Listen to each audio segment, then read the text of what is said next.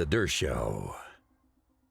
We don't have definitive judicial resolution of this issue. We have a bunch of cases. I actually wrote a law review article about this, I think in 1970. We're talking about 55 years ago. I wrote a law review article about emergencies and suspensions of the writ of habeas corpus, and in it, I speculated about when it would be upheld and when it wouldn't be, and I also went through all of the cases where the writ of habeas corpus was suspended.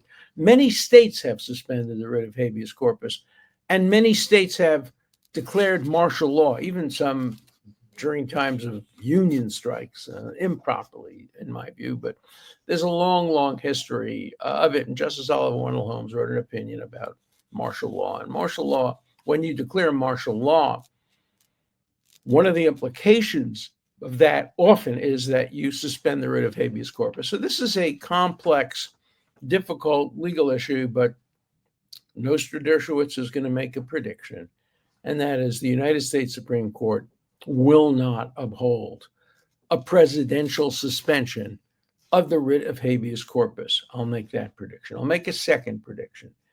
Even if Congress were to authorize the suspension of the writ of habeas corpus for people subject to deportation, I don't think this Supreme Court would uphold that. I don't think the Supreme Court would conclude that this was a case of rebellion or invasion, that the public safety required the suspension of the writ of habeas corpus.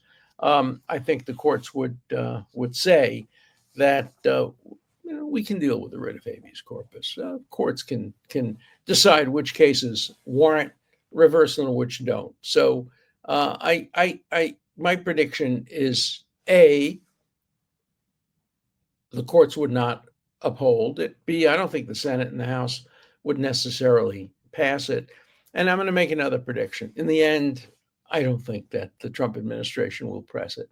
I think they sent out Steve Miller. He made his statement, got a lot of publicity, a lot of negatives. CNN put panels of people on, most of whom had no idea what they were talking about. I never read the Constitution, I never read any of the cases, but that's CNN. And so they got their 15 minutes of attention on this. I don't think it's going anywhere. So you've had my predictions. Trump administration will not press it. The president will not declare that the writ of habeas corpus is suspended. If he did, Congress would not necessarily back him up on it, and the Supreme Court would not support it. So my advice, Mr. President, sometimes you've asked my advice, sometimes you haven't. If you ask my advice on this one, don't press it. Don't seek to suspend the writ of habeas corpus. You can get legislation limiting the courts' ability to handle cases like this, and the Supreme Court might very well uphold that. The Supreme Court has a case just this week now where they're thinking about or considering whether or not a single district judge can put a hold on an administration's entire program. And I'm not going to make a prediction as to how that case will come out, but I don't think it makes sense for a single appointed federal judge somewhere to be able to make a decision that binds the entire administration. Of course, the decision only lasts until it's appealed to the Circuit Court of Appeals and then ultimately the Supreme Court.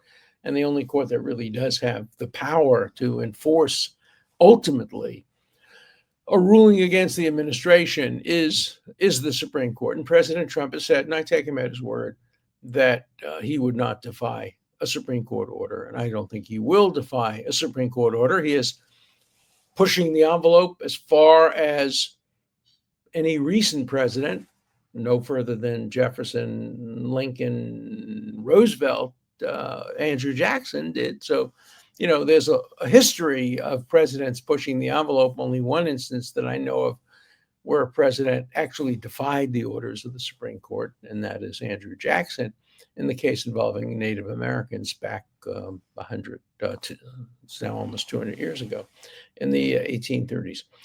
So I don't think we're going to see the writ of habeas corpus suspended. I do think we may see legislation curtailing the power of the courts or judicial decisions, or maybe even executive actions, purporting to curtail the power of the court, certainly individual courts, to render judgments that bind the entire country against the wishes of the executive branch. So this is a work in progress. You've heard my predictions.